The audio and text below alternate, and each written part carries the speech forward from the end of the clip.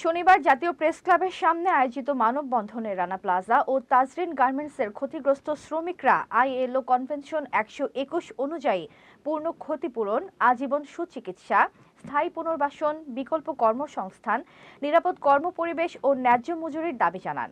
মোহাম্মদ শাহজালাল ভাই উজ্জ্বলের তথ্যচিত্রে বিস্তারিত। আপনারা কথা রাখতে জানেন, প্রতিশ্রুতি দিতে জানেন এবং সত্যি কথা বলতে জানেন। আপনার যদি দেওয়ার হয় ক্ষতিপূরণ, বলবেন হ্যাঁ তোমাদেরকে ক্ষতিপূরণ দিব, আর যদি বলবেন ক্ষতিপূরণ দিব না তাহলে বলে দিবেন ক্ষতিপূরণ দিব না। আমাদের এত হ্যারাসমেন্ট আর ভালো লাগে না।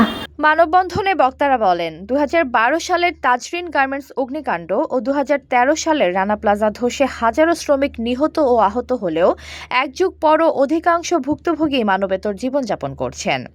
অনেক শ্রমিক চিকিৎসার অভাবে মৃত্যুর সঙ্গে লড়ছেন, অনেকে কর্মক্ষমতা হারিয়ে পরিবার নিয়ে চরম দুর্ভোগে রয়েছেন। তারা অভিযোগ করেন, অতীতের বিভিন্ন সরকারের দেওয়া প্রতিশ্রুতি বাস্তবায়িত হয়নি এবং অধিকাংশ দায়ী ব্যক্তি এখনও কার্যকর বিচারের বাইরে রয়েছে। বক্তারা রানা প্লাজা ধসকে পরিকল্পিত শ্রমিক হত্যা উল্লেখ করে দ্রুত বিচার ট্রাইব্যুনাল গঠনের দাবি জানান। ঘরে বা ইন্ডাস্ট্রিতে মেঘনা স্টার কেবলস, বিশুদ্ধ কপারের নিরাপদ কেবলস, আপনার নিরাপত্তার সঙ্গী।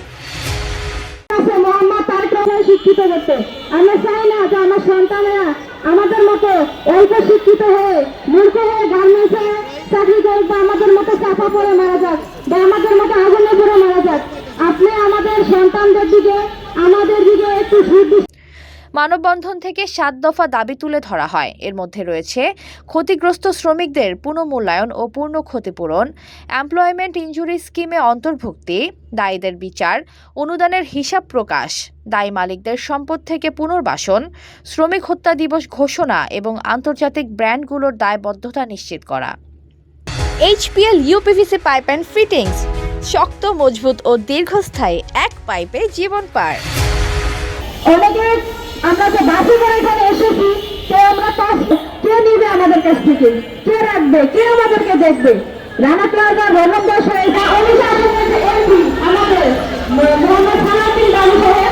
এই সময় বক্তারা জানান, দাবি আদায় না হওয়া পর্যন্ত আশুলিয়ার নিশ্চিন্তপুরে তাজরিন ফ্যাশনের ঝুঁকিপূর্ণ ভবনে অবস্থান কর্মসূচি সহ বিভিন্ন শিল্পাঞ্চলের সভা সমাবেশ, মিছিল ও প্রচারাভিযান অব্যাহত থাকবে।